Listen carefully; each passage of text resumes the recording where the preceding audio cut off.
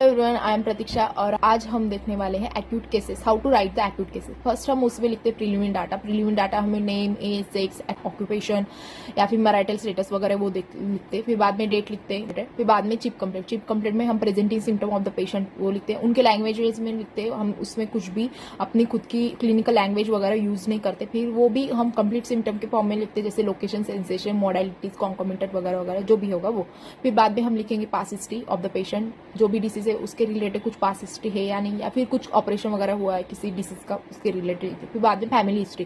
Family history में हम उसके माता पिता या फिर उसके जो भी सिबलिंग्स है उनके बारे में इंफॉर्मेशन लिखते हैं। उनको कुछ डिसीज वगैरह हुआ है या फिर कुछ कंजेनिटल डिसीज से रिलेटेड उनकी फैमिली हिस्ट्री में कुछ है तो वो लिखते हैं। फिर बाद में हम ड्रग हिस्ट्री भी लिखते हैं, पर वो मोस्टली हम क्रोनिक केसेस भी लिखते हैं। तो उसके बाद हम लिखते हैं फिजिकल जेंडर। फिजिकल जेंडर में हम लिखते हैं एवर्जन, डिजायर, फिर बाद में एपेटाइट, पर्स्पिरेशन, स्लीप, स्टूल या फिर यूरिन, इसके बारे में। और उसके बाद हम डायरेक्ट मेंटल जेंडर पर जाते हैं। मेंटल जेंडर में एक्यूट केस में पेशेंट में जो भी हमें उस इंस्टेंट पर जो भी पेशेंट के बिहेवियर से जो भी मेंटल सिम्टम्स दिखते हैं वो हम उसमें लिखते हैं।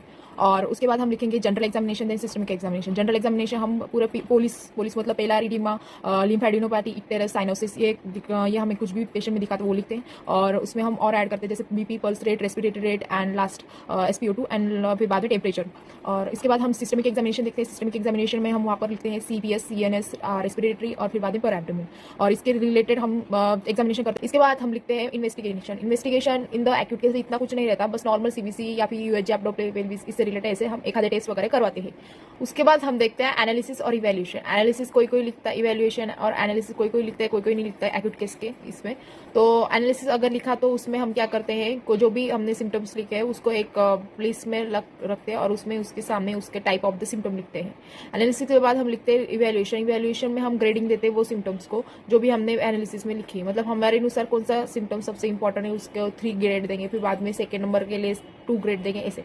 उसके बाद हम लिखेंगे उसमें मायाजमेटिक स्टेटस। मायाजमेटिक स्टेटस में हम उसमें सोरा, सिफिलिस या फिर वो साइकोसिस को बिलोंग करता है उसके अनुसार हम लिखते हैं। एक्यूट केस में नॉर्मली सोरा को ही पेशेंट बिलोंग करता है। ITIS की केस बोली तो हम सोरा ही लिखते हैं। फिर बाद में हम लिखेंगे वहाँ पर प्रोविजनल डायग्नोसिस। प्रोविजनल डायग्नोसिस हमें जो भी लगता है वो हम 4-5 ऑप्शन लिख सकते हैं या फिर एक ऑप्शन, उसमें वो लिखते वक्त हमेशा हमें क्वेश्चन मार्क वहाँ पर देना पड़ता है। फिर हमने प्रोविजनल डायग्नोसिस लिख लिया। प्रोविजनल डायग्नोसिस के बाद हम रेमेडी लिखेंगे, final selection of the remedy. और रेमेडी सिलेक्ट करने के बाद हम उसकी पोटेंसी क्या लिख रहे हैं वो सिर्फ पोटेंसी लिखेंगे। फिर बाद में हम प्रिस्क्रिप्शन लिखेंगे। प्रिस्क्रिप्शन में हम सबसे पहले रेमेडी का नाम डालेंगे, फिर बाद में डोज डालेंगे, कितने डोज दे रहे हैं, सिंगल डोज। बाद में हम उसका फ्रीक्वेंसी डालेंगे, कितने दिनों के लिए वगैरह दे रहे हैं। लास्ट में हम एक आधा SLBD दे देंगे, SL3D, TDS वगैरह दे देंगे। फिर बाद में लास्ट में हम उस वहाँ पर फॉलोअप लिखेंगे और कुछ रिस्ट्रिक्शन या फिर कुछ एडवाइस होगा पेशेंट के लिए वो लिखते हैं।